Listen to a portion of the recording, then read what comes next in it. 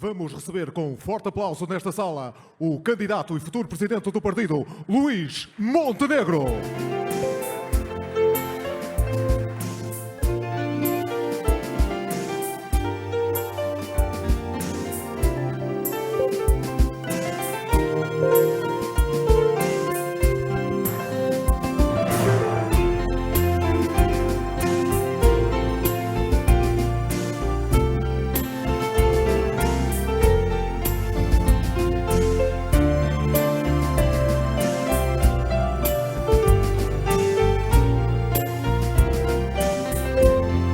PSD, PSD, PSD, PSD.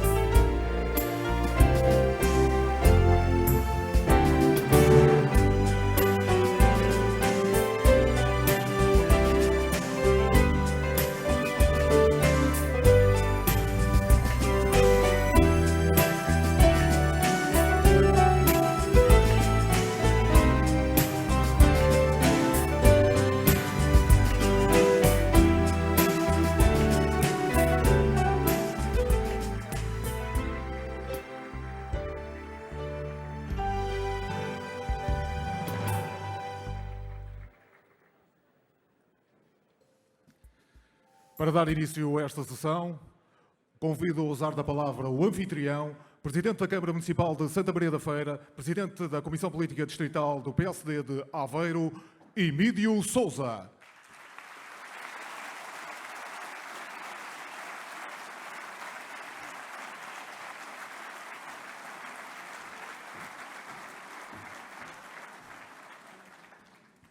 Boa tarde a todos. Sejam bem-vindos a Santa Maria da Feira. Um cumprimento muito especial ao Luís Montenegro. Um cumprimento aos imensos amigos, aos presidentes de Câmara, estão aqui tantos. Eu não vos vou cumprimentar um a um, senão nunca mais acabo. E hoje a estrela é o Luís, o futuro líder do PSD e, espero eu, o futuro primeiro-ministro de Portugal.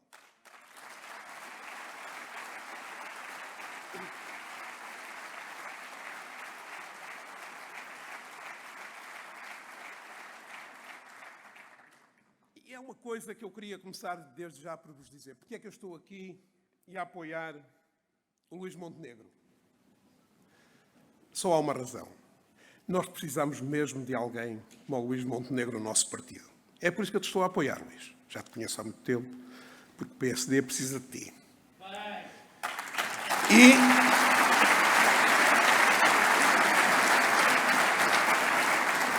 E precisa de muito mais coisas. Nós perdemos eleições. Eu acho que alguma gente no PSD ainda não percebeu que nós perdemos eleições. Estamos em perdas sucessivas. Já vimos a perder em eleições sucessivas. Agora, perdemos para o Partido Socialista. Quando todos estávamos animados que agora até íamos ter um bom resultado, o Partido Socialista conquista uma maioria absoluta.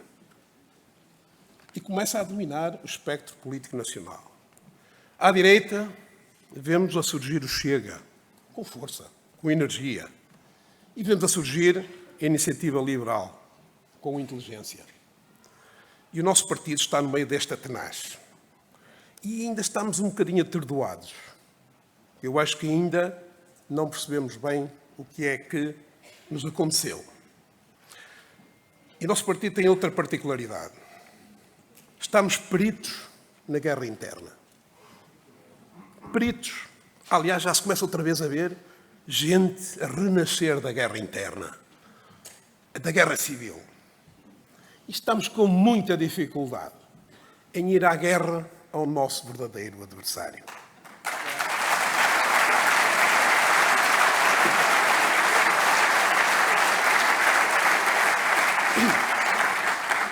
Deixamos-nos constantemente condicionar pela agenda marcada pelo Partido Socialista e pelos seus agentes. Eu ainda ontem estava a ver a entrevista do Luís. Eu estava à espera que a entrevistadora, se calhar um bocado ingênuo, perguntasse o que é que pensavas do Leão ter ido para o Esqueté. Ela queria saber se ele queria traçar uma linha vermelha no Chega. Esta é a agenda do PS. Só querem falar do Chega. A outra agenda que ela tinha, que eu acho que até um bocado parou lá. O António Costa vai para Bruxelas. Isto é parolice, meus amigos. Parolice. E nós andámos todos entretidos a dizer se o António Costa vai para Bruxelas ou não. Somos vaidosos. O gajo da minha terra é que é bom, pá.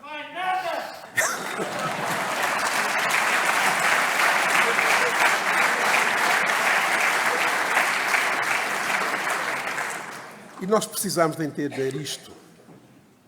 Nós estamos a rir, mas é isto que se passa. E é isto que o povo vê. Nós é que temos que marcar a agenda. E o Luís vai fazê-lo.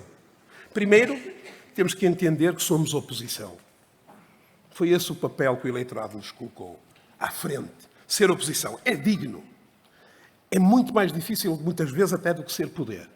Mas ser uma oposição ativa, forte, construtiva, que mostre as fraquezas da governação, é digno. Foi esse o papel que o povo nos deixou. E o PS tem tantas fraquezas. E nós depois entretemos a falar do Chega. Foi o João Leão financiou o Esqueté. Mas já tínhamos tido o Centeno, que fez de certeza um acordo com o António Costa quando foi para Ministro das Finanças. Opa, eu vou lá algum tempinho, quando houver a minha vaga no Banco de Portugal eu regresso. Os colares familiares, todos nós sabemos, são tantos. Lembram-se também quando o Manuel Pinho foi com aquela cátedra para os Estados Unidos?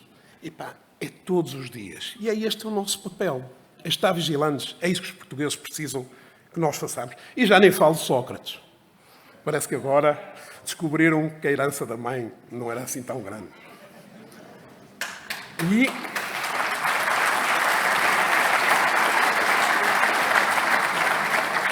E há outra coisa que temos que fazer. Eu digo isto para depois percebermos porque é que temos que votar no Luís. Assumir o nosso legado. Eu fico espantadíssimo como é que nós temos vergonha de falar em Cavaco Silva. 20 anos, 10 anos em que Portugal cresceu como só tinha crescido nos anos 60. Foi autoestradas, foi a privatização. Vocês sabem, nós só tínhamos 2 canais de televisão públicos. As redações de jornais eram públicas. Metia-se lá o tipo do Partido Comunista a fazer notícias e era aquilo que saía. Os seguros eram públicos, a banca era pública. Era tudo público e nós revolucionámos Portugal. Foi o período de maior crescimento que Portugal teve com Cavaco Silva. Houve algumas coisas.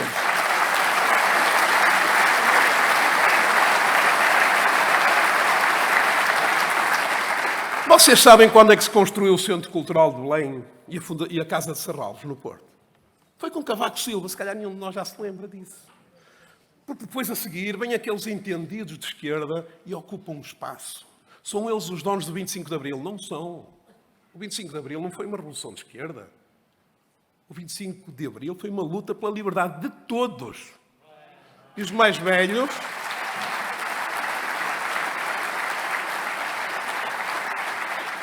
E os mais velhos sabem, eu na altura era miúdo, que a defesa da liberdade começava em Rio Maior, para cima. Era aqui que começava a defesa da liberdade.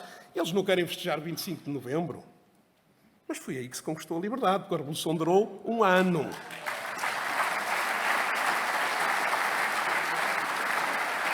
Nós, no tempo do Cavaco, por isso é que eu acho que nós temos que defender Cavaco Silva com unhas e dentes, no tempo do Cavaco. Recordam-se? A Irlanda veio ver, porque nós éramos considerados o bom aluno da Europa. E a Irlanda veio aqui ver como é que nós estávamos a fazer. E aprenderam. Os irlandeses aprenderam. Hoje são a economia que todos nós sabemos. Com taxas de crescimento de 2 dígitos. Com uma carga fiscal reduzidíssima, onde as maiores empresas mundiais querem estar na Irlanda. E eles vieram aqui, nos anos 90, a aprender connosco. Nós, depois disso, conseguimos ter o país de tanga. Fomos lá corrigir as contas. Depois veio a bancarrota socialista e nós fomos outra vez corrigir as contas. E às vezes eu fico admirado como é que nós, PSD, não somos capazes de defender este legado, que é um legado importante. E outro que não temos defendido e que merece toda a defesa, Passos Coelho. Passos Coelho é um herói nacional.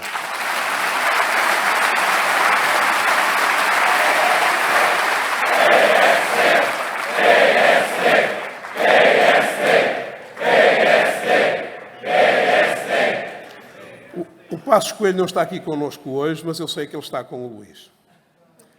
Mas Passos Coelho é um herói nacional. E eles não gostam dele, nem gostam do Cavaco, porque estes marcaram Portugal pela positiva. Não receberam heranças da mãe nem do pai, mas marcaram Portugal pela positiva. Fizeram muita obra.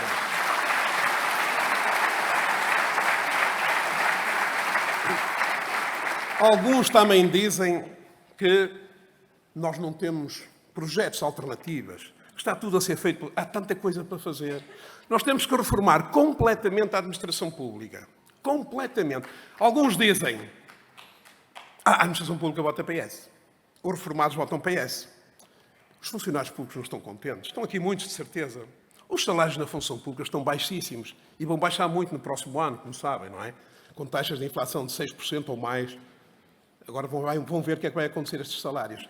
É um mercado que nós temos que conquistar com uma reforma plena da administração pública. Nós precisamos de menos funcionários, mais bem pagos. Precisamos de lhes pagar conforme a produção. Não fazemos nada disso. Há muito a fazer, como anos reformados. Na Justiça, na administração pública, nós temos o maior número de funcionários públicos de sempre. Agora vão tirar o bilhete de identidade, ou o passaporte. Ou então, muitas vezes acusam as câmaras de que demoram muito a aprovar projetos. Eu aprovo um projeto na minha Câmara em 15 dias, mas digo sempre assim aos clientes ou aos investidores. E pá, se isto tiver pareceres das entidades externas, já não é 15 dias.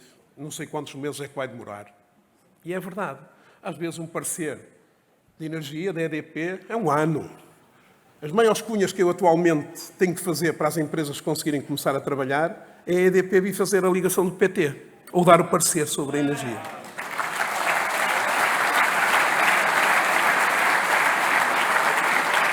Na saúde, há tanta coisa para fazer. E o PSD tem discurso para isto. Aliás, eu espero dar estes apontamentos todos ao Luís. Porque nós temos que claramente passar de uma saúde a tratar da doença, uma saúde do velhinho, que até vai passar o tempo nas urgências, porque assim é a maneira de encontrar os amigos, para uma saúde preventiva. Isto tem que ser a missão do PSD. E não temos de ter vergonha para recorrer aos privados. Por que não? Se o serviço é bem feito. Na educação, vocês sabem o que é que está a acontecer na educação. Aquela orientação ideológica, a querer afastar a família, o caso daqueles pais de Famalicão exemplar. Isto acontece todos os dias. Felizmente, em Famalicão houve uma família que teve coragem de enfrentar isto.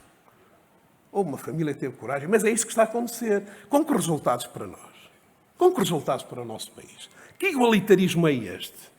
Porque depois vamos ver onde é que andam os filhos dos senhores ministros e desta elite que nos governa. Até havia uma secretária de Estado da Educação que dizia que era mesmo assim, mas os filhos estavam no colégio alemão. Porque há uma escola para o pobre e há uma outra escola para o rico. Este é o discurso da esquerda.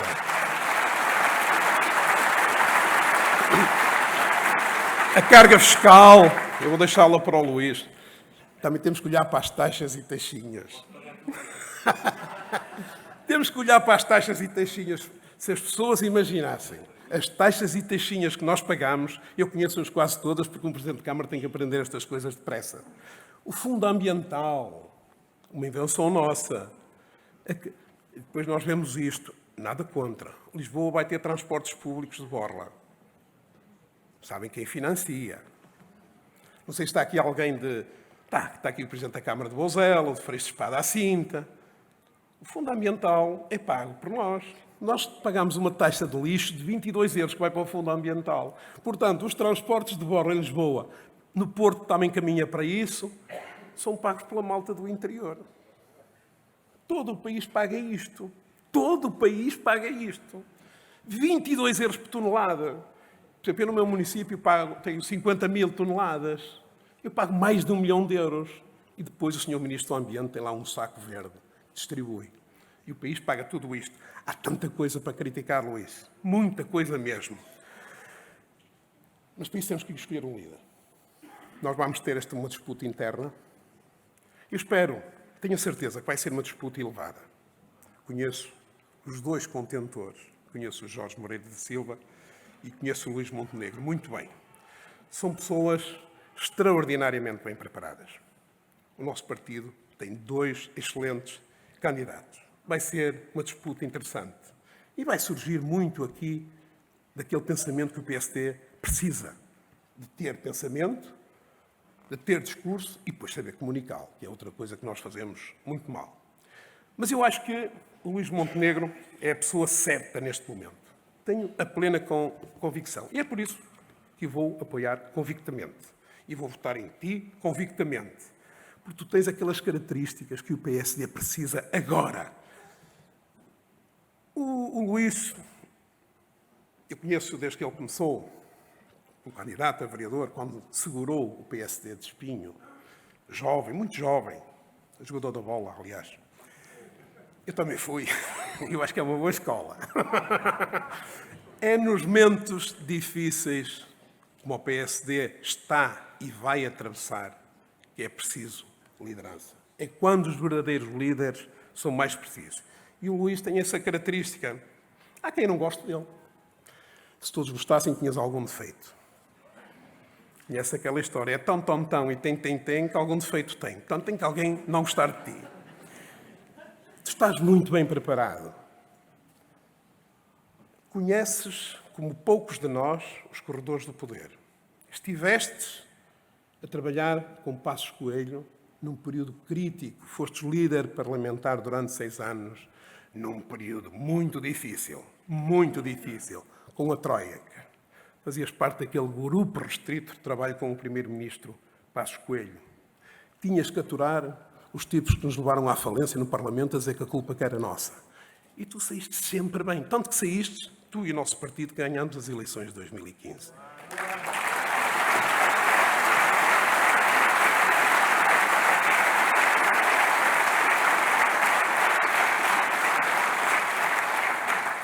O Luís conhece estes truques todos. Conhece muito bem Lisboa, porque é muito importante que o nosso líder conheça bem Lisboa. É muito importante. E ele conhece os corredores de Lisboa como ninguém. Também fez um curso no INSEAD, que é a grande escola da excelência de França. Mas ele tem outra coisa que poucos têm. É de Espinho.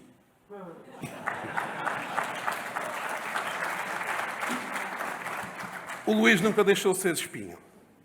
O Luís é do nosso distrito. Ele foi cabeça de lista pelo nosso distrito ao Parlamento e tivemos o melhor resultado sempre. 10 deputados que elegemos em conjunto com o CDS. E ainda tem outra característica. Porque além destes cursos, eu não sei, eu um dia deste quero ver o passaporte dele, a ver se ele viajou muito, mas ele jogou futebol no Sanguedo. É verdade. E no Paço Brandão é verdade. Já agora, para quem não sabe, são 2 clubes do regional. Eu joguei no Fiança Amiens no clube regional. Era melhor que o dele, mas o dele era. Mas o Luís ainda hoje joga futebol com os amigos, com os veteranos. O Luís também joga voleibol da Praia de Espinho, no verão. E depois também vai comer umas sardinhas com os pescadores. E beber um fino com os pescadores. E às vezes um vinho verde assim fraquito. Porque o Luís está à vontade em qualquer sítio. E nós precisamos de um líder que conheça os corredores do poder.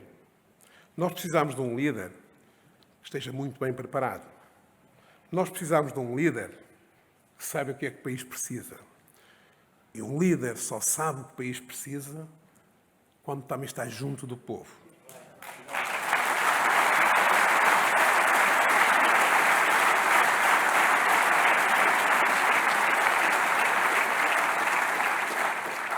E o Luís, sendo um homem do povo, sendo um advogado prestigiado, saiu da política e não ficou a viver da política.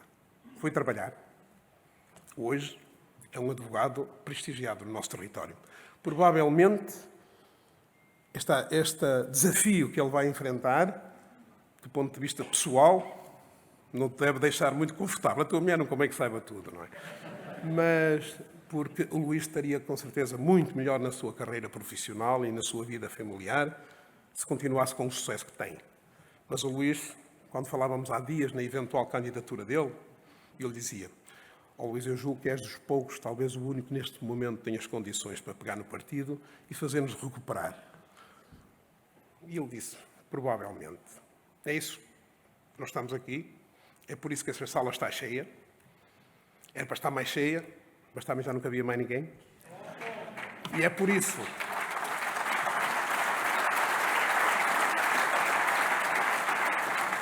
isso que nós, PSD, temos todos que fazer esta reflexão profunda, perceber quem é que está preparado para este momento, perceber que temos a oportunidade de escolher um homem que conhece os corredores de poder da Europa, do mundo, mas que também conhece o povo, o que sofre, aquele que no fim do mês tem dificuldade de pagar a conta da mercearia ou aquele que no fim do mês não consegue pagar a renda da casa. O Luís conhece. Se algum dia forem a Espinho ou ao bar dos pescadores, vão com o Luís e percebem porque é que o povo de Espinho gosta dele e porque é que o povo de Portugal também gosta dele.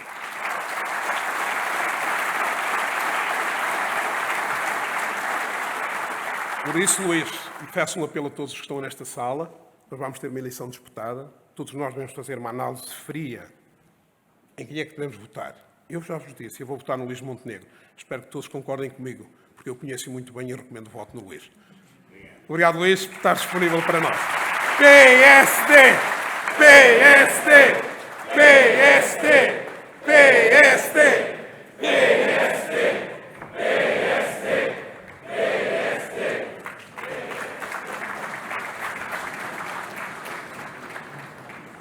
Convido agora a usar da palavra o diretor de campanha, Carlos Coelho.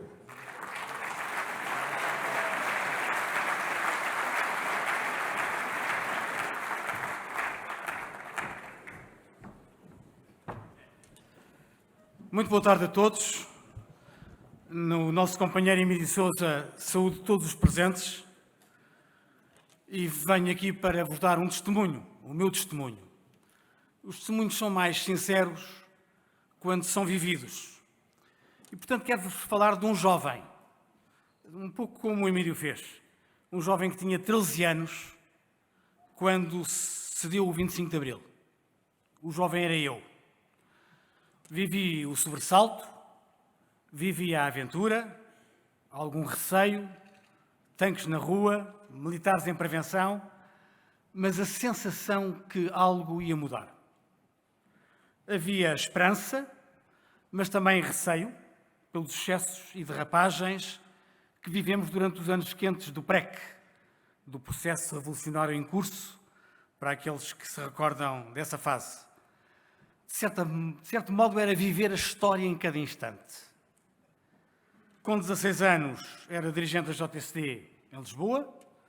Em 1980, era o deputado mais jovem da Europa, tinha 19 anos, e era dirigente nacional da JSD. Fui eleito no Congresso da JSD poucos dias antes da morte de Francisco de Sá Carneiro, a quem tanto devemos, mas que nunca esqueço pela sabedoria de quem anteviu a adesão à Europa como um grande desígnio nacional.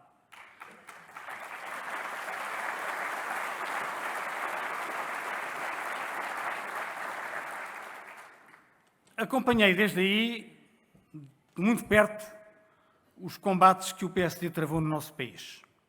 Devo à JSD, devo ao PSD, devo a todos vós um percurso fantástico de acompanhar a construção da democracia em Portugal, o país europeu que tinha vivido a mais longa ditadura do nosso continente no século XX. Festejei, como muitos de vós, as vitórias e chorei as derrotas e trabalhei de perto com os principais protagonistas. Com Francisco Pinto Balsemão, com quem se reviu a Constituição e consolidou a democracia e a libertação da sociedade civil. Com Aníbal Cavaco Silva, recordado pelo Emílio Sousa, que proporcionou, como ele disse bem, 10 anos de crescimento sem igual na nossa história recente. Com Durão Barroso, que exerceu as funções mais elevadas da nossa União como Presidente da Comissão Europeia.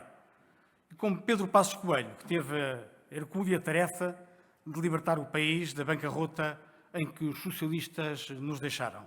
E tantos outros, que no poder e na oposição deram rosto às propostas e às bandeiras do PSD.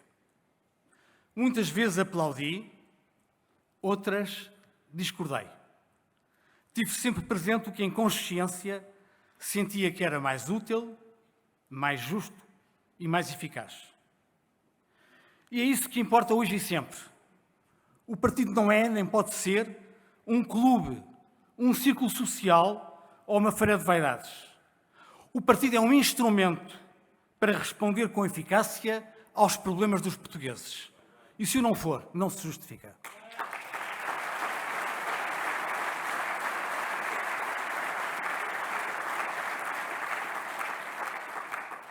Ora, aquilo que mais admiro em Luís Montenegro é esta concepção. Servir as pessoas e estar atento aos problemas reais. Construir soluções e ter coragem para as defender e implementar. Na minha adolescência, conheci uma liberal inglesa, Shirley Williams, que escreveu um livro chamado A Política é para as Pessoas. E a verdade é que há agentes políticos que parecem acreditar que a política é só para alguns, para uma casta, uns eleitos, uns importantes. Ora, como diz Luís Montenegro, a política só faz sentido se for capaz de responder a cada tempo, com os pés no presente, mas olhando para o futuro e com a preocupação de ajudar a solucionar os problemas concretos das pessoas. Não podemos desistir quando vemos Portugal a empobrecer, quando comparado com os nossos parceiros da União Europeia. Não podemos transigir quando vemos ainda hoje mulheres serem privadas das mesmas oportunidades que os homens ou sujeitas a diferenças salariais quando exercem funções idênticas. Não podemos aceitar que jovens olhem sem esperança quando querem exercer profissionalmente as competências e a formação que conquistaram. E não podemos compreender que haja indiferença face aos que, após uma vida de trabalho, não têm uma pensão digna e têm dificuldade crescente no acesso aos cuidados de saúde. Bem dizia Francisco Sá Carneiro quando afirmava: eu quero um país onde os velhos tenham um presente e os jovens tenham um futuro.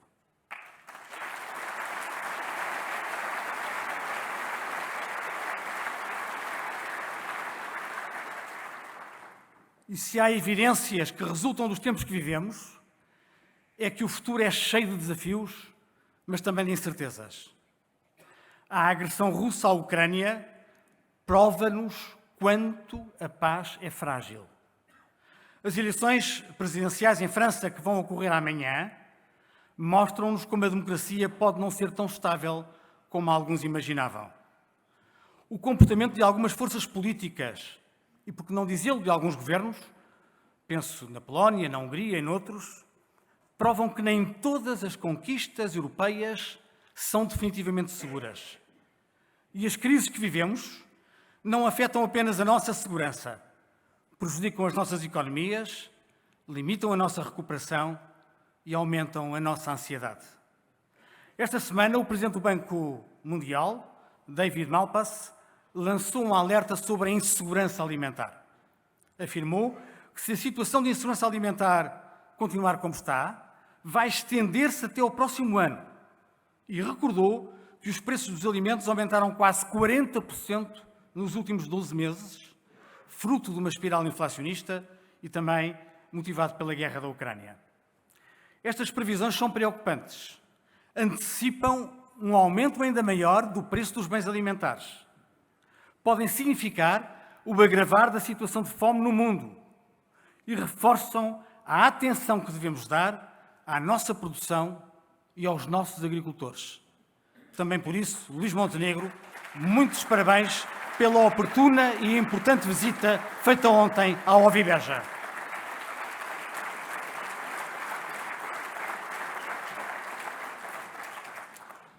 Mas olhar para o futuro significa ter consciência dos grandes desafios que temos pela frente. Quero confessar-vos, não é novidade para ninguém, que me revejo totalmente na declaração que Luís Montenegro fez quando anunciou que era candidato à presidência do PSD na declaração da Assembleia Nacional. E fê-lo, importa recordar, apenas depois de enviar uma carta a todos os militantes do nosso partido a dar nota dessa intenção. No dia 6 de abril, numa quarta-feira, Luís Montenegro falou das pessoas, falou da economia e falou do futuro. Não teve papas na língua quando defendeu que temos de baixar a carga fiscal, propondo uma reforma deste sistema, e quando recordou uma verdade que tantas vezes é esquecida, é que é a economia que tem de estar ao serviço das pessoas e não as pessoas ao serviço da economia. E que não é possível aumentar a competitividade e melhorar os salários sem reduzir a carga fiscal. Portugal precisa crescer mais do que a média europeia para convergir com os seus parceiros. Mas mais do que isso, precisa de garantir verdadeira coesão económica, social e territorial, aproveitando ao máximo os fundos europeus que já deviam estar, e não estão ainda, em velocidade de cruzeiro. Identifico-me totalmente com a afirmação europeia e ocidental de Luís Montenegro. Não é possível fazer como o Partido Comunista Português, que é diabolizar a Europa ou acenar com a saída do euro, e ao mesmo tempo querer assegurar um futuro mais promissor aos portugueses, particularmente aos jovens. E razão tem Luís Montenegro quando reafirma o nosso compromisso com a NATO e com os nossos aliados. Num mundo mais incerto, é importante saber com quem contamos e quem pode contar connosco. E concordo com a ideia de um país que investe decisivamente na educação, na qualificação dos professores, na modernização das escolas e na liberdade de ensino. Que não resume a política de ensino, que não resume a política de saúde às generalidades sobre a resiliência, mas reconhece a dignidade aos profissionais de saúde, que é confiável nos contratos que assina com os médicos e que assegura aos portugueses que não devem esperar anos por consultas ou tratamentos que têm de ser já para a semana.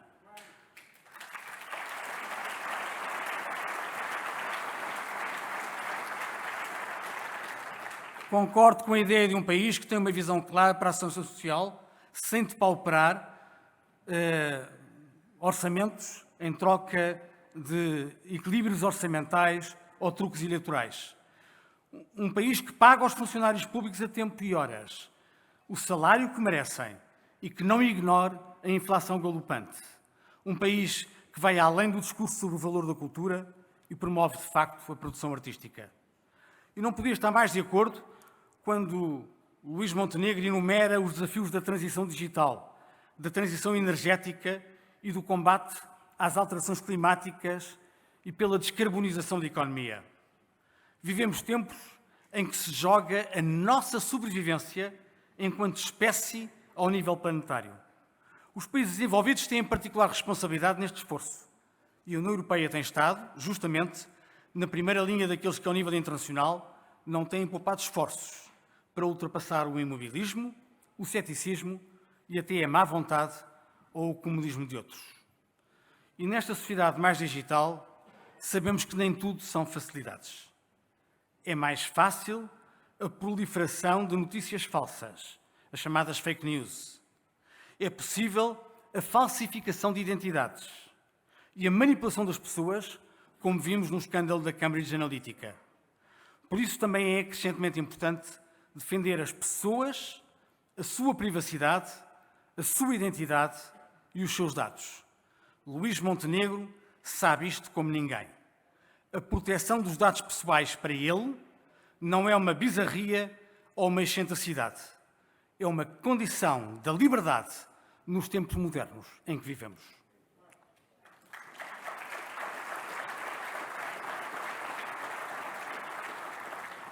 Caras e caros amigos, Luís Montenegro disse-nos que é chegada a hora para abrir um novo ciclo no nosso PSD. E eu acho que ele tem toda a razão. Ele acredita num PSD capaz de devolver a ambição e a esperança, de fazer uma oposição determinada e de apresentar uma alternativa corajosa.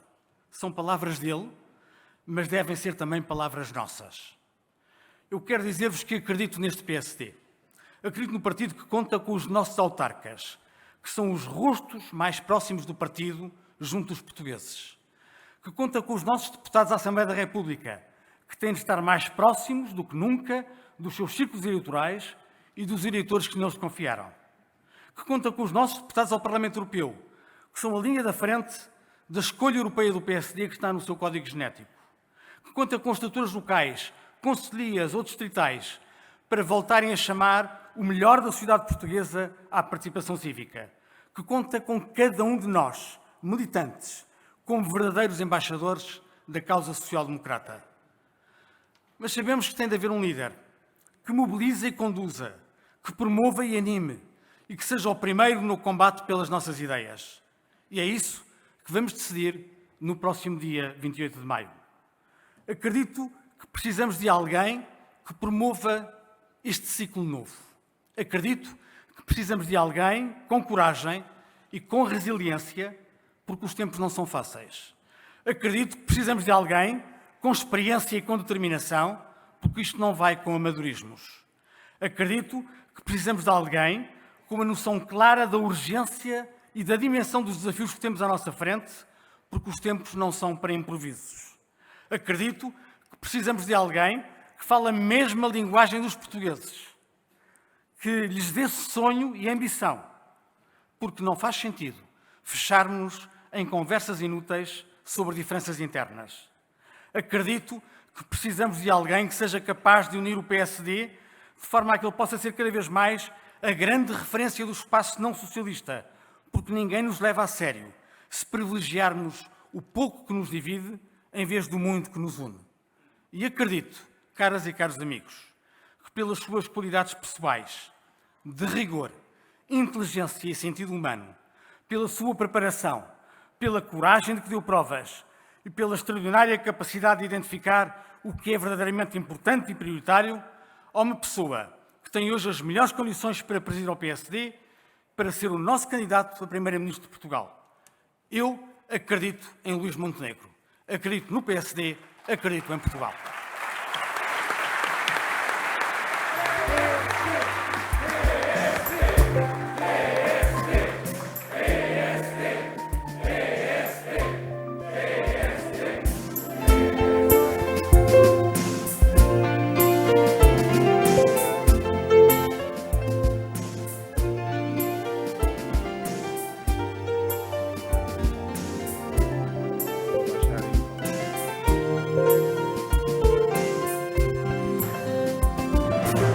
Peço agora a atenção de todos os presentes nesta sala para a visualização de um vídeo com parte da história da vida de Luís Montenegro.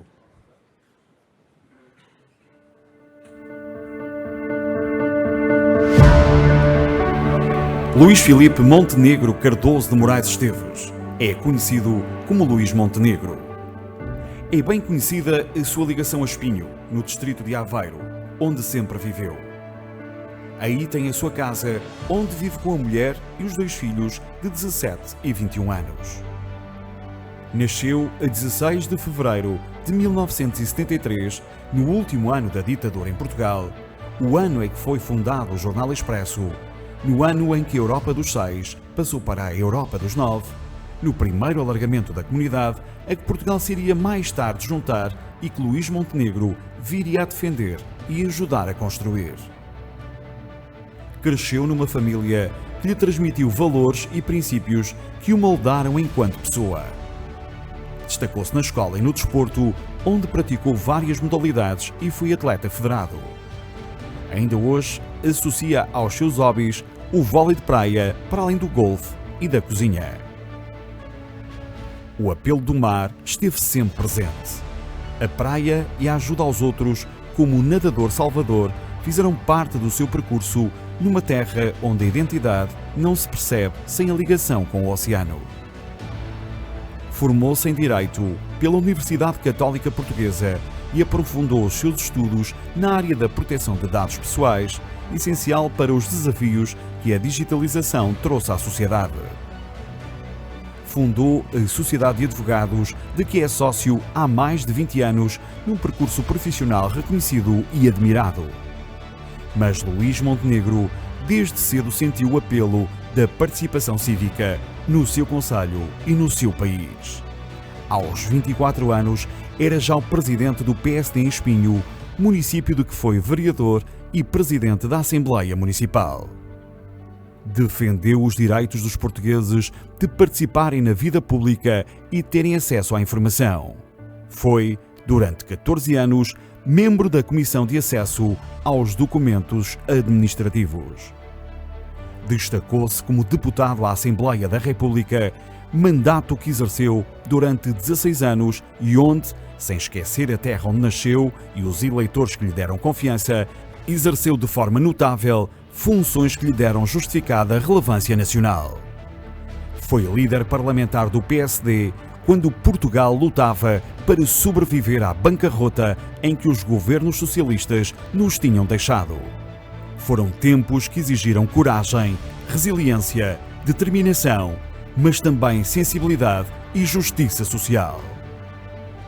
Amigos e adversários políticos sublinharam sempre a cordialidade pessoal, a elegância do trato e a sincera preocupação com as pessoas e os seus problemas. Hoje, Luís Montenegro é candidato à liderança do PSD. Escolheu como seu lema acreditar, porque Luís Montenegro é um homem que acredita na sua terra, um homem que acredita no seu país, é um homem que acredita na responsabilidade que o PSD tem para fazer uma oposição firme ao governo socialista e para construir a alternativa que deve oferecer aos portugueses. Luís Montenegro é um homem que acredita e nós acreditamos nele.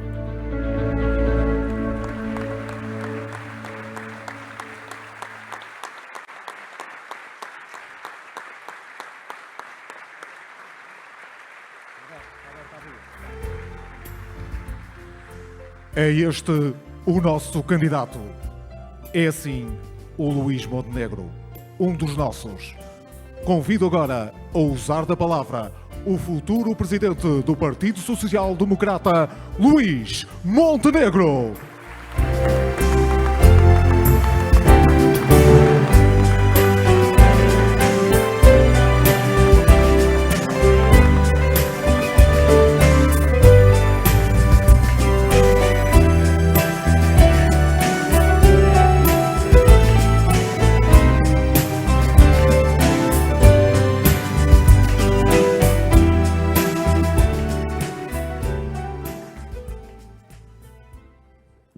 Muito obrigado, do fundo do coração, a todas e a todos aqueles que aqui se encontram, e são muitos.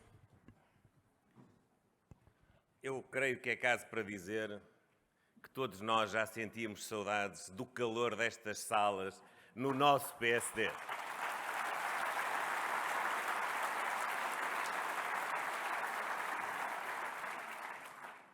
Agradeço a vossa generosidade. Agradeço as palavras exageradas do Emílio e do Carlos.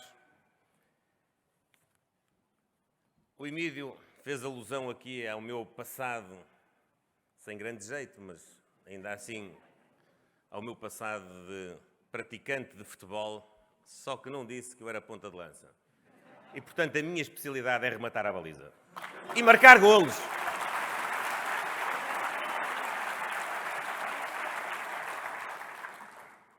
Eu quero saudar cada mulher e cada homem que aqui está. Quero saudar e ver em cada um de vós o potencial que nós temos dentro da nossa organização política para poder falar com a sociedade, intervir na sociedade e melhorar a vida das pessoas. Quero saudar todos sem distinção, mas quero também dizer-vos que não me envergonho, bem pelo contrário. Tenho orgulho e confiança naqueles que assumem funções partidárias, que são dirigentes do partido, que dão muito da sua vida também à causa do PSD, aos nossos autarcas, presidentes de junta de freguesia, presidentes de Câmara Municipal, ou autarcas que, não sendo presidentes, exercem funções nas assembleias de freguesia, nas assembleias municipais e nas câmaras municipais, porque é também com eles que nós conseguimos intervir na vida da comunidade. Eu diria até, hoje é mais do que nunca com eles que nós conseguimos atingir esse propósito. E quero saudar também os nossos companheiros que na região autónoma da Madeira e dos Açores lideram os respectivos governos regionais. Esta é uma grande força. Esta é uma grande organização. E a questão que hoje aqui nos importa discutir, tratar, é o que é que nós podemos fazer pelo nosso país.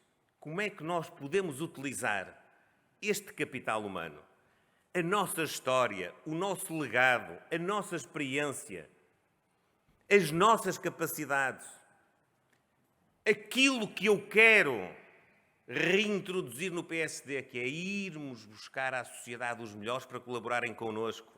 O PSD não é só um partido de militantes. É um partido de militantes, mas é um partido também de cidadãos. Nós queremos fazer hoje como os nossos fundadores fizeram nos anos 70. Ir de terra em terra, ver quem se destaca mais, em todas as atividades, sem exceção, e recrutar os melhores, porque devem ser os melhores a tratar daquilo que é de todos.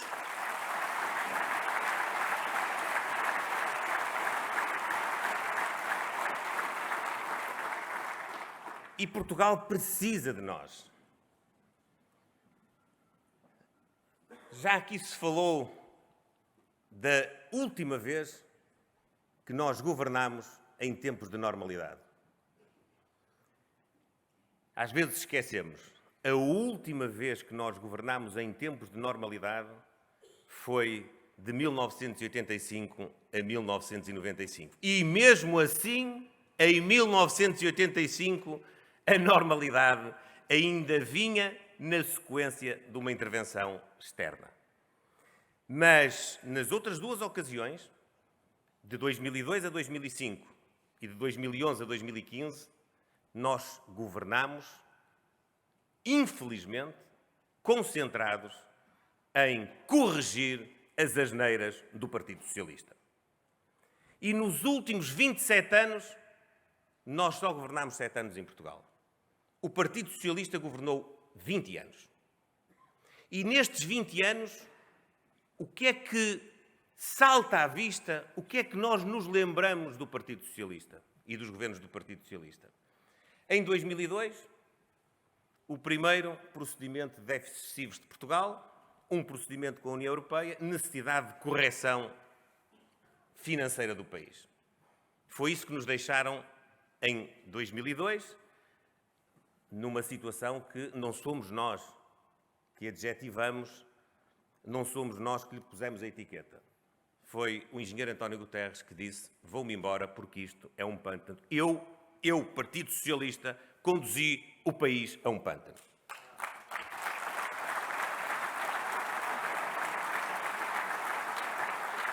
No segundo momento,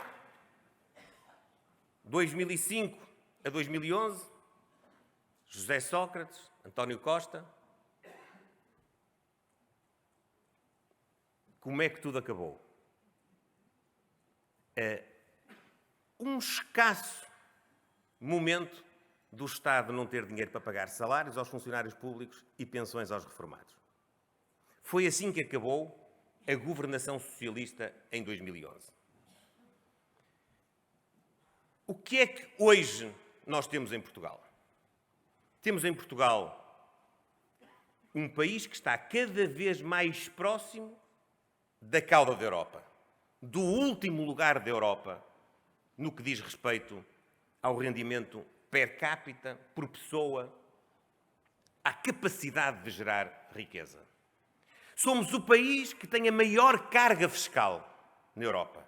Ou seja, somos o país onde as pessoas e as empresas dão mais daquilo que é o fruto do seu trabalho para o Estado poder ter recursos para cumprir as suas funções. E depois nós podíamos, como acontece, por exemplo, nos países nórdicos, que também têm cargas fiscais altas, podíamos concluir: nós entregamos muitos dos nossos recursos, mas a sociedade fica mais justa, mais equilibrada, todos têm uma oportunidade, não há esta diferença entre ricos e pobres no acesso a bens essenciais. Mas não, nós temos uma sociedade que é uma sociedade ainda muito desigual. Nós temos hoje em Portugal mais de 43% da nossa população em risco de pobreza, se não atendermos àquilo que são as prestações sociais pagas pelo Estado. É isto que nós temos em Portugal fruto da responsabilidade daqueles que tiveram este tempo todo no governo e que governaram em tempos de normalidade. É que há uma grande diferença quando nós temos que comparar os períodos de governação destes 27 anos. É que nós estivemos em períodos de emergência e eles estiveram sempre em períodos de normalidade porque nós fizemos o trabalho para deixar a normalidade reposta em Portugal.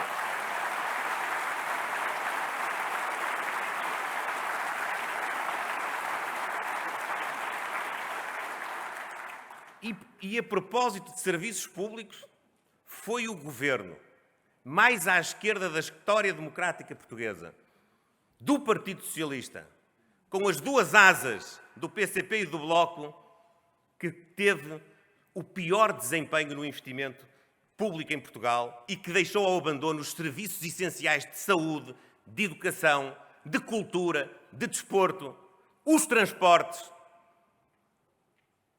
Vocês têm memória de alguma grande obra na rede viária portuguesa? Os senhores presidentes de Câmara, quantas cartas têm que mandar para Lisboa e quanto retorno têm das reivindicações que fazem?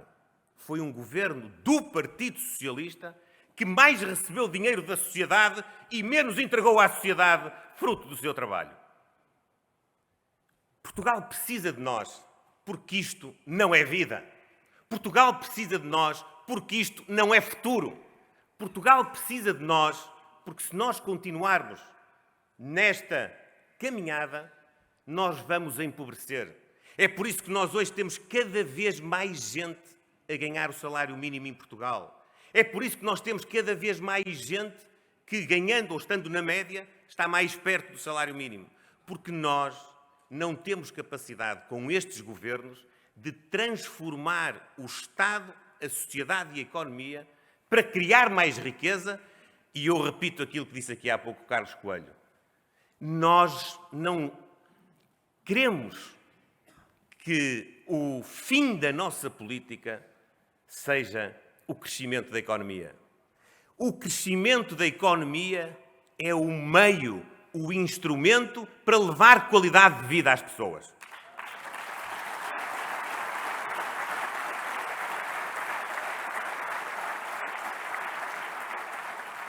Portanto, caras e caros companheiros, nesta eleição nós temos seguramente de escolher alguém, uma equipa, uma liderança, que cumpra o papel de escrutínio da ação do governo, mas também uma liderança, uma equipa, um partido que fale à sociedade e que construa com a sociedade políticas públicas que possam dar às pessoas mais bem-estar e mais qualidade de vida.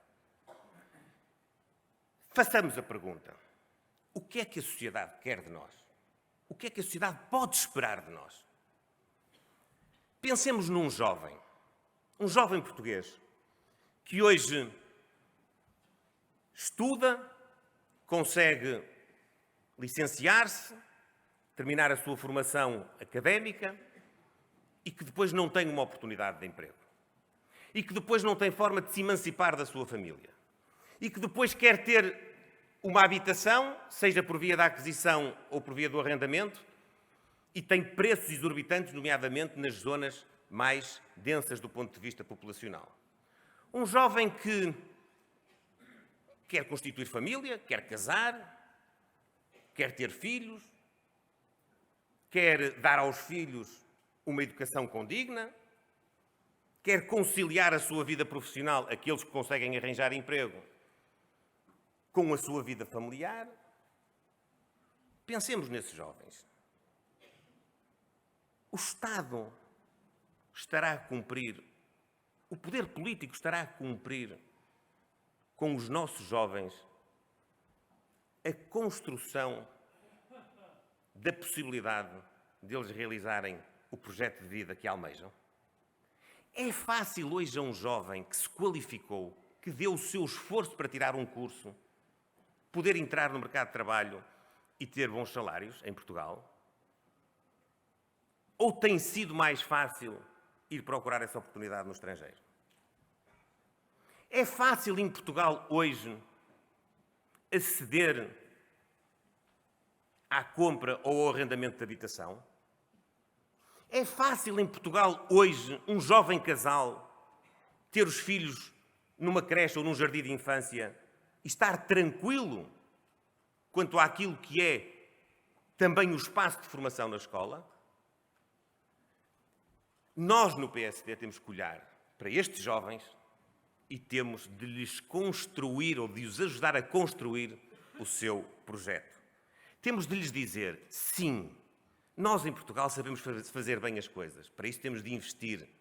Temos de captar investimento estrangeiro e temos de investir. Boas empresas, competitivas, que não podem, naturalmente, dar a grande parte da sua riqueza para os impostos, porque se derem para os impostos, não podem dar para os salários. Se não derem para os salários, os jovens não têm meios precisamente para cumprirem esses objetivos. Ter uma carreira profissional, ter uma família constituída, ter filhos e, no fundo, alcançar aquilo que são os seus projetos. Há muito a fazer neste domínio.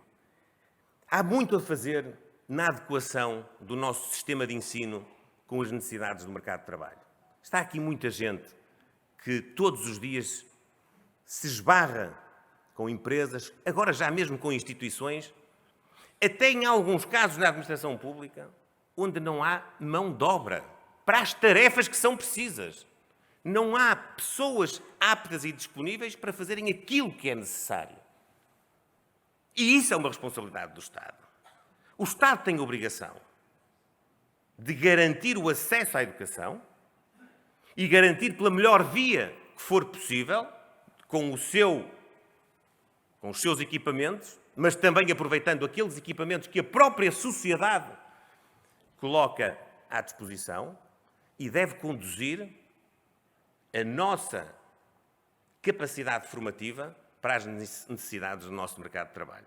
Nós não podemos andar a licenciar gente para ficar ou no desemprego ou para cumprir tarefas que não têm nada a ver com a formação que estiveram na base do seu esforço.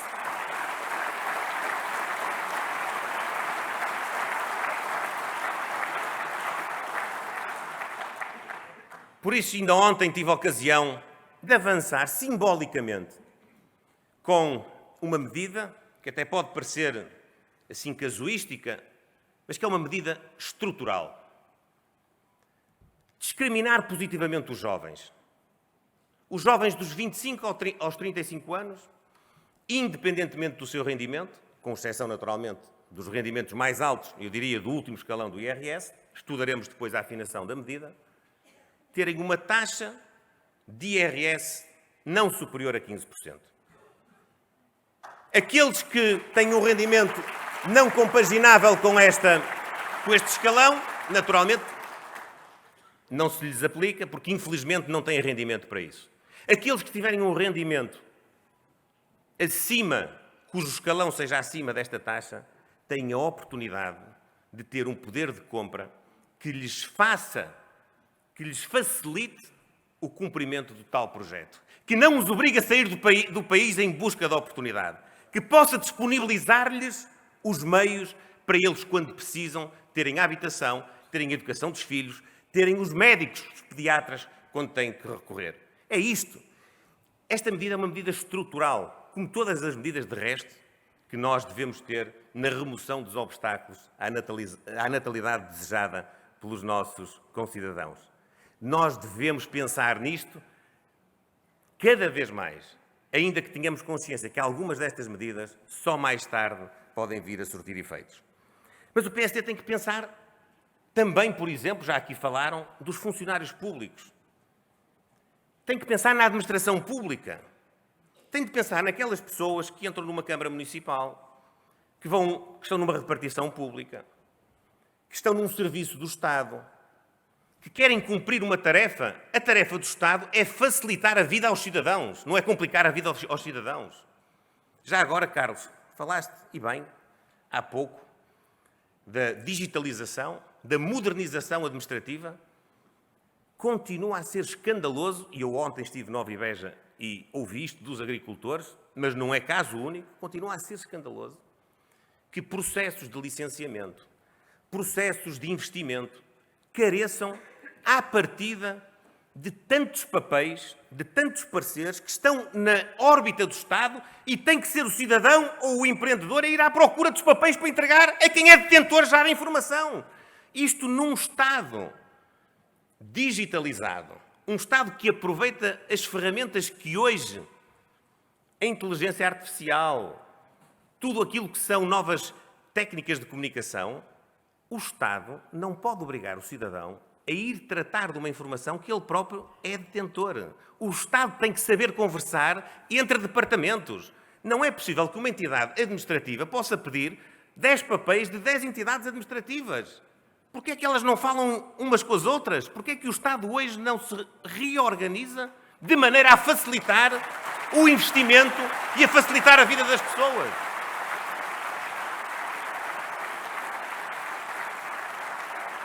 E os funcionários públicos estarão disponíveis para ser esse Estado moderno. E estarão disponíveis para cumprir a sua missão e também para terem a retribuição por isso.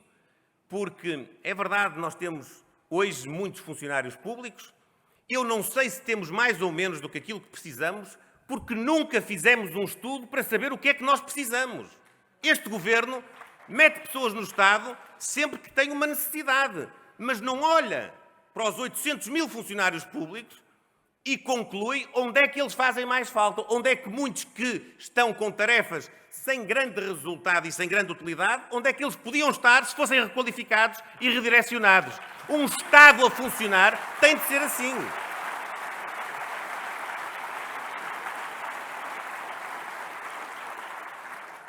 E é no interesse dos funcionários públicos, porque as carreiras públicas hoje também não são atrativas.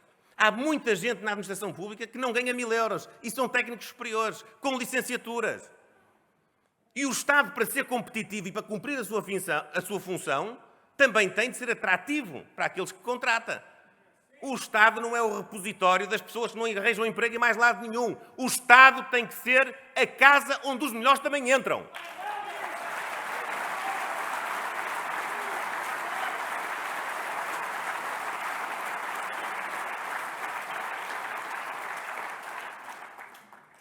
Mas eu também acho que o PSD tem de olhar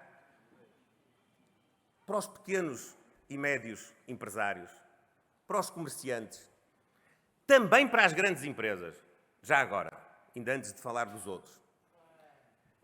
Um país que não tem grandes empresas, um país que não tem grandes grupos económicos, é obviamente um país pobre. Nós não temos medo de dizer isto. Eu quero um país rico, com empresas grandes, com empresas que conquistam o mercado cá e que vão à conquista do mercado lá fora.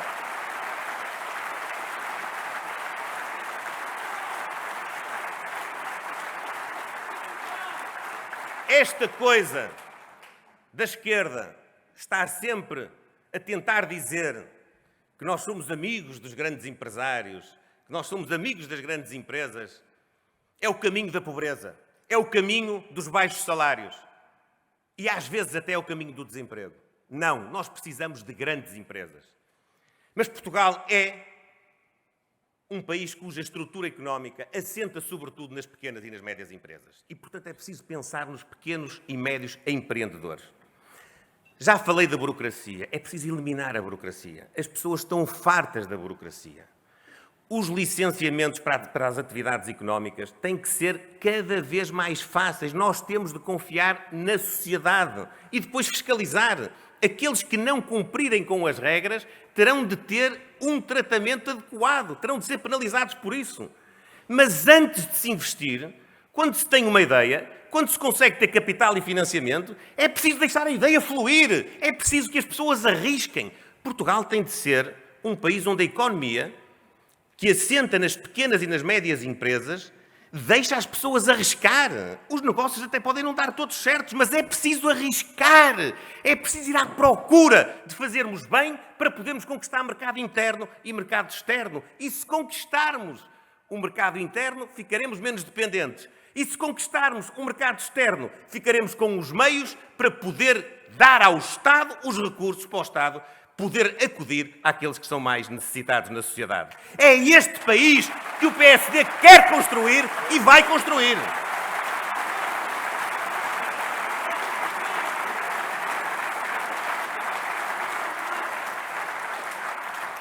Mas o que é que faz o Partido Socialista? O Partido Socialista e o Dr. António Costa são os campeões da burocracia e da estagnação. Não estão a ajudar as empresas, os empresários e os empreendedores, e nós temos de exigir isto hoje para podermos amanhã também poder fazer. Mas nós temos também de olhar para as famílias e para as instituições. Para a família como núcleo essencial da nossa organização da sociedade. Ajudar as famílias a fixarem-se no território, a estarem perto daqueles com quem se dão, com quem cresceram, com quem têm laços de parentesco. Nós temos de dar a todo o território a possibilidade das famílias não terem de se deslocar para poderem ter uma vida condigna. Nós temos de pensar nas políticas que favorecem, em primeiro lugar, a fixação das pessoas e depois também a possibilidade das pessoas fazerem aquilo que querem. Eu falo muitas vezes da felicidade, porque o meu desígnio maior é fazer as pessoas felizes.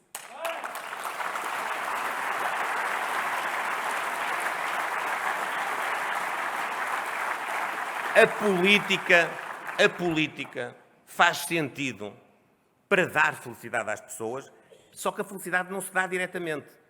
A política serve para dar os instrumentos às pessoas para elas, no seu espaço de liberdade, fazerem aquilo que entendem que devem fazer para serem felizes.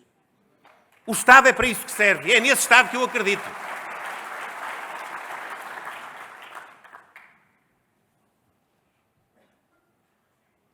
Agora eu pergunto-vos, é fácil hoje uma família portuguesa ter uma vida condigna, com um acesso simultâneo a tudo aquilo que é importante?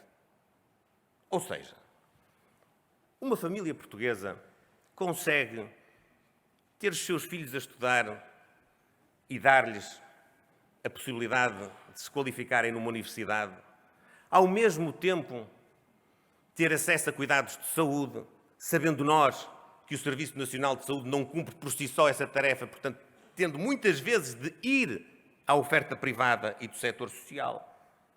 Ao mesmo tempo, ter, como toda a gente tem direito, a ter um período de férias, a gozar esse período de férias, a ter uma habitação, seja por aquisição, seja por arrendamento, a ter um meio de transporte, um carro. Uma família em Portugal, e há tantas, entre as famílias que ganham um salário mínimo, ou as pessoas que ganham um salário mínimo, ou recebem subsídio de desemprego, ou recebem rendimento social de inserção, nós estamos a falar de 1.500.000 pessoas. A pergunta que eu ponho a nós, social-democratas, humanistas, personalistas, interclassistas, é se essas pessoas têm a oportunidade de ter em simultâneo o acesso a tudo isto, a estes bens essenciais. Aquilo que todos procuram e que alguns, como é o caso de muitos de nós, temos o privilégio de poder ter. Eu estava ali sentado a ver este filme e pensei, eu sou um privilegiado. Eu nunca fui rico, a minha família nunca foi rica, mas nunca me faltou nada. Eu sempre fiz, grosso modo, aquilo que queria. Eu nunca deixei de estudar por falta de dinheiro. Eu nunca deixei de ter um cuidado de saúde por falta de dinheiro. Eu nunca deixei de ter aquilo que é o principal na vida das pessoas. E é por isso que eu quero dizer-vos, eu sinto mesmo a obrigação de fazer qualquer coisa para que toda a gente tenha aquilo que eu tive.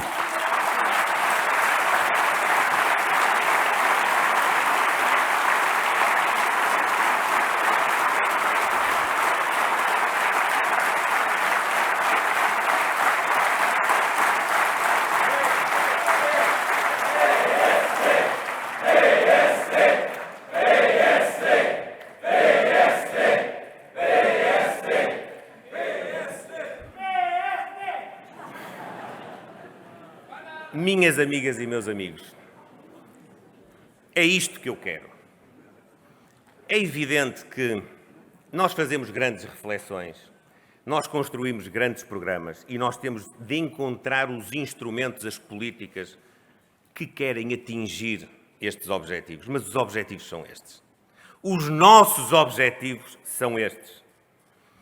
E eu quero terminar dizendo-vos: eu não sou socialista. Eu não sou socialista porque eu acredito que o progresso se faz, sobretudo, pela iniciativa privada, porque eu não quero o Estado metido em tudo e em todo lado, porque eu não quero, como disse o Carlos, o Estado demasiado metido nas nossas vidas, e eu não sou socialista porque acredito que quando nós concentramos tudo no Estado, o resultado ou é a crise financeira, e os exemplos estão aí, ou então é o nivelamento por baixo.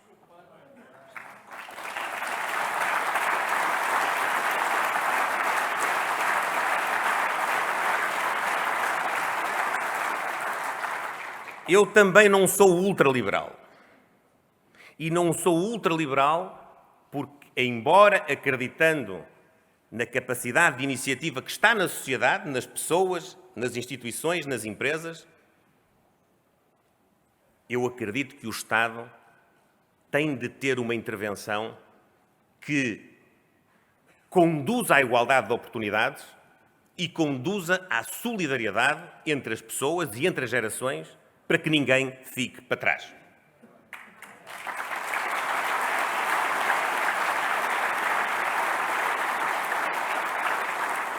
Mesmo na economia, a economia não é uma selva.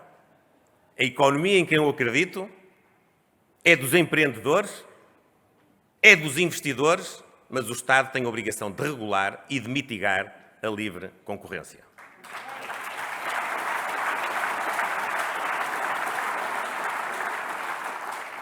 E vou dizer hoje aqui uma coisa que não vou repetir mais nesta campanha eleitoral. O assunto que vou agora tratar, que já estão a ver qual é a sequência, não vai ser mais um assunto desta campanha. Eu recuso-me a fazer uma campanha em que o tema principal seja o Chega.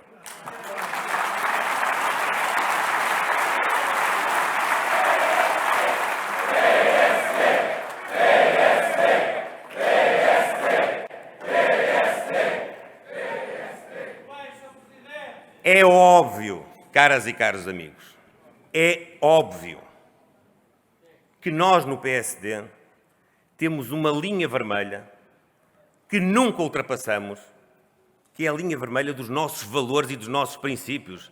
Qual é a dificuldade de perceber isto? É preciso estar a dizer isto. Isto já faz parte do nosso ADN.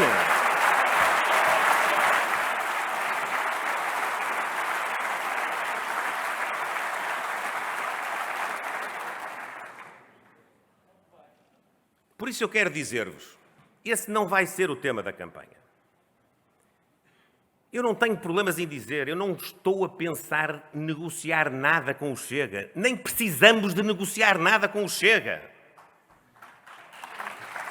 Mas eu quero também dizer-vos que eu acredito que as 400 mil pessoas, os 400 mil portugueses que saíram de cá e foram para lá, nós temos a capacidade de os ir buscar e de os trazer de volta cá.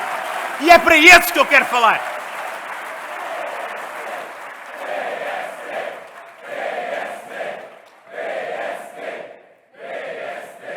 Que fique claro, para não voltar a este tema, e os senhores jornalistas vão-me desculpar, mas cada vez que me perguntarem agora, daqui para a frente, o que é que eu penso sobre isto, é aquilo que eu disse hoje. A minha resposta vai ser, é aquilo que eu disse hoje.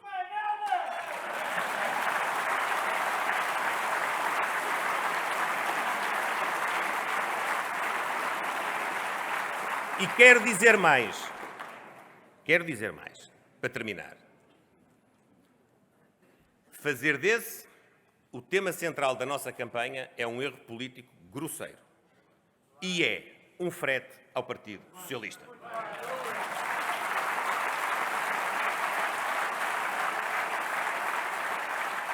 Portanto, não sou socialista, não sou ultraliberal, nem sou radical ou extremista. Eu sou do PPD.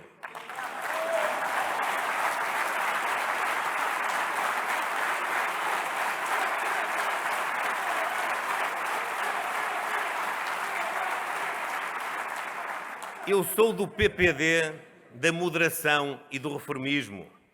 Eu sou do PPD do interclassismo e da solidariedade. Eu sou do PPD da ambição e da capacidade de iniciativa. E eu quero fazer do PSD um novo PPD. Eu quero que o PSD olhe para aquilo que foi a sua fundação, para aquilo que foi a procura, terra por terra, dos melhores, recrutá-los, pedir-lhes ajuda, contar com eles. Não tem que ser todos militantes, nós estamos abertos. Eu quero um partido aberto, que faça aquilo que foi feito nos anos 70, que vá de terra em terra à procura dos melhores. O novo PPD vai ser isto. Eu acredito nisto. Eu acredito que Portugal precisa de nós, que nós vamos fazer oposição hoje e que vamos ser governo amanhã. Viva Portugal, viva o PSD, viva o novo PPD e viva a vossa generosidade.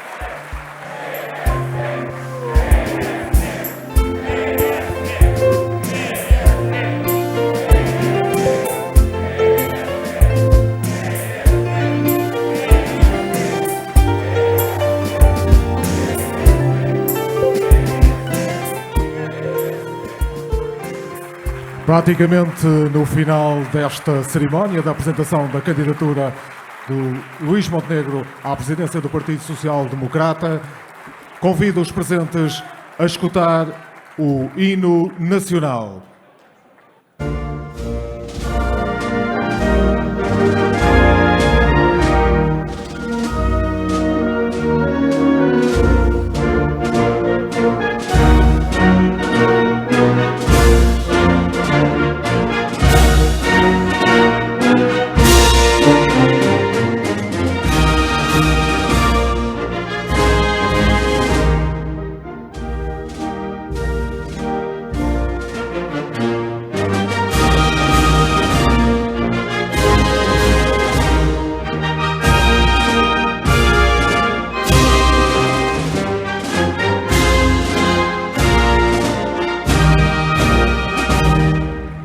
Obrigado a todos pela vossa presença.